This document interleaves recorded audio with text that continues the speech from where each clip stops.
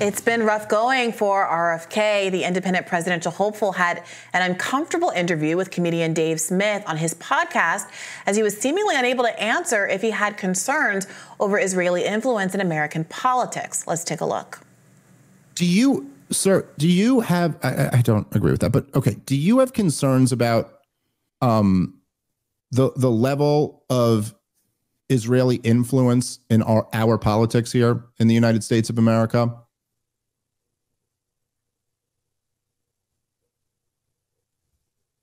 I don't know. I mean, I don't know.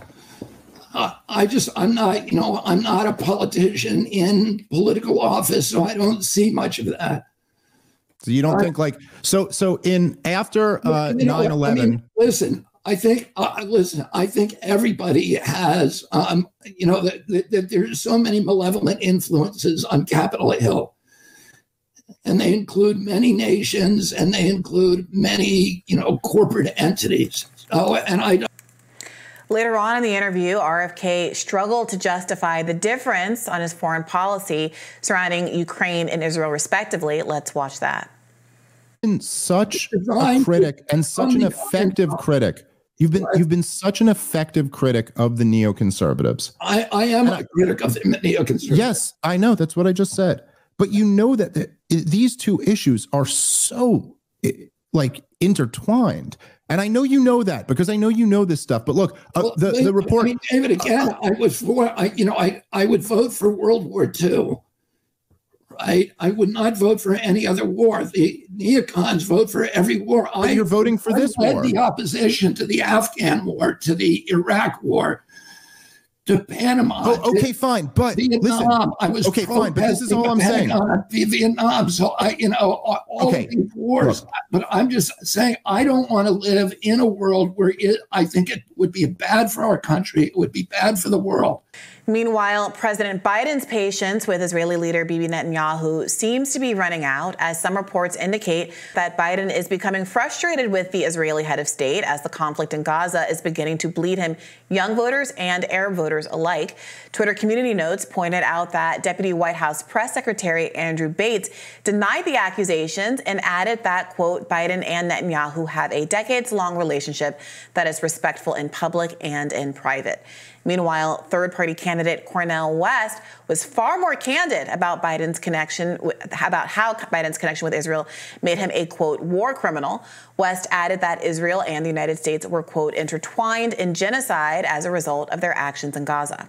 Biden has been taking a walloping from the left over his Israel policy. Politico reported an unnamed House Democrat as saying, quote, the base is really ticked off, and it's not just the leftists. I have never seen such a depth of anguish as I've seen over this Gaza issue. Bibi is toxic among many Democratic voters, and Biden must distance himself from him yesterday. Yeah, that seems to be self-evidently true. We've been talking about polls showing the overwhelming majority of Democratic voters support a ceasefire. The majority of all voters also support a ceasefire. And yet you see these two presidential candidates, Joe Biden on the one hand and RFK Jr. on the other hand, seeming completely unwilling to distance themselves from Netanyahu's policies, no matter how much it hurts them electorally.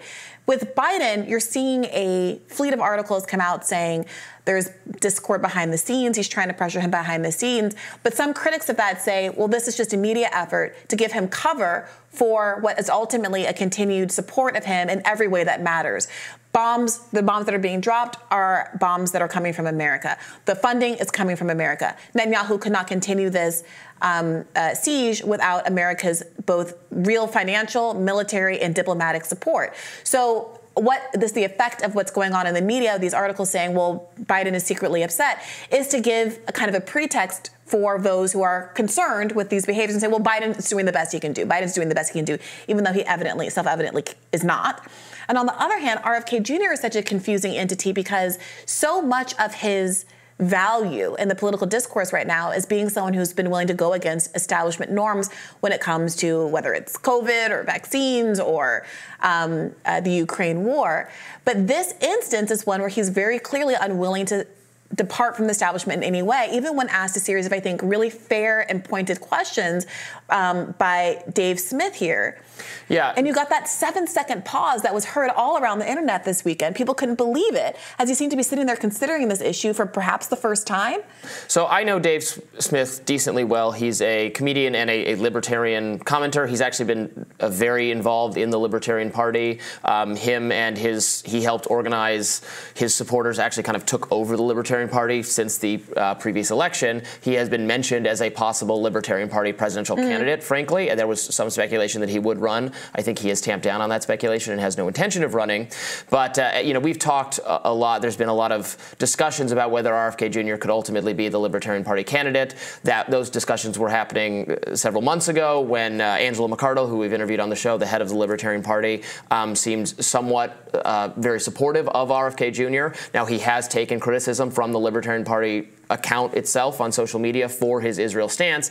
And there you see from Dave Smith, again, who is someone who is very much representative of where Libertarian Party thinking is these days, very uncomfortable with what RFK Jr. has to say about Israel. And RFK, was trying to differentiate himself from neocons, saying, well, they support every war other than World War II. I wouldn't have supported any of our wars. And RFK says, well, you're supporting funding this war. Again, I think it would be different, and I think it would be acceptably libertarian to say that that Israel was attacked by a terrorist group and needs to defeat Hamas and is going to take actions to do that. And maybe I criticize or have a lot of problems with some of the actions they're taking, but they're going to do that, etc. But the duty of the American taxpayers to fund that is pretty important to libertarians, to say that and to many conservatives and to many on the left as well, there's some commonality here that we do not want our dollars sent overseas for this purpose,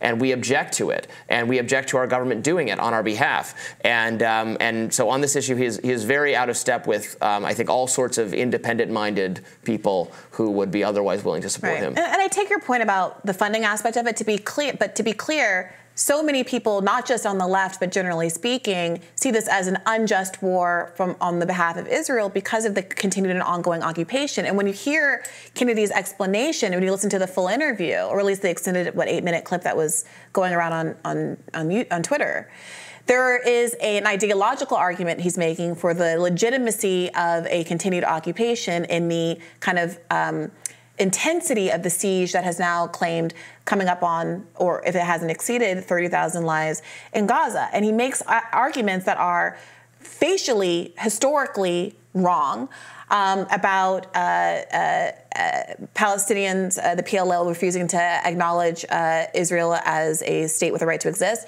Arafat acknowledged that back in 1967. There's a bit of a pivot that he makes that says, oh, well, acknowledge it as a Jewish state with a right to exist, which very much feels like a goalpost moving.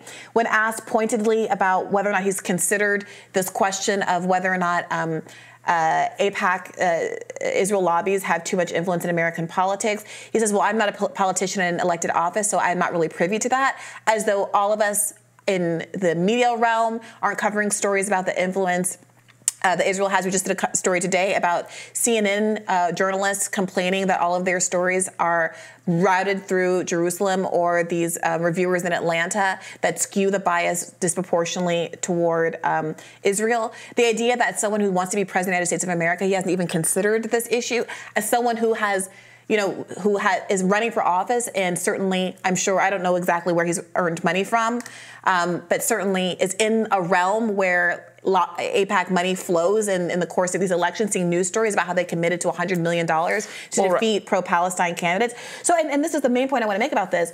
His father's Justice Department was in the process of trying to order the American Zionist Council, like a proto-AIPAC group, to register as a foreign agent, which, by the way, AIPAC does not have to do, in contrast to so many other every other foreign lobbyist group in America. So for him to say, I don't know, I just haven't considered that because I've never been in elected office, really does feel like a cop-out.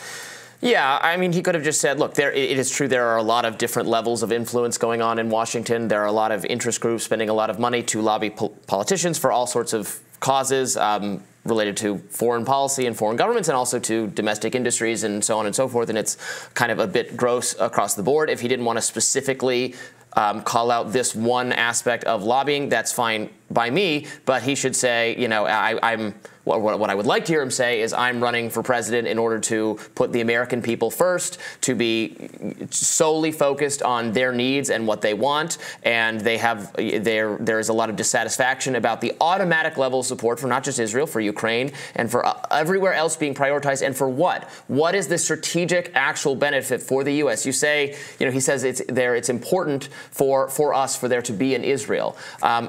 I'm not disputing that, but we're now having our troops being attacked all over the globe. We had 3 people die because of an Iranian-funded militia group, and the American people are deeply dissatisfied. So let's rethink this. Yeah, and just to be clear, as of last week, the latest reporting was that our own State Department spokespeople confirmed that they didn't have any actual evidence of the direct Iranian ties to it, to the terrorists that they don't think Iran told this group to do this. It wasn't directed. Right. Right. So it's Iranian funded in the way that everything Israel does, even the claims of genocide that it might be permanent, you know, more conclusively charged with at the ICJ, are American funded. Well, yeah, but everyone does say that, in fact. Sure. So. Yeah. One other point I'd make about this is that, as we covered on the show, he was invited by, RFK Jr. was invited by Max Blumenthal of the Gray Zone, who I think is one of the most informed, with an encyclopedic knowledge of the history of the region and some of the, I don't want to characterize them as talking points, but common refrains that RFK Jr. and others make in this realm, and wanted to debate him. And he's not yet followed up on that. But it was willing to go on Dave Smith's show, despite having a smaller audience, frankly, than the Gray Zone has. And seeing the way that this interview went, I do think it is perhaps a demonstration of why there is a reluctance to go toe-to-toe with someone like Max Blumenthal. But I really do think that those kind of conversations are very useful, very fruitful. And I think that Dave Smith did a really good job here. More Rising right after this.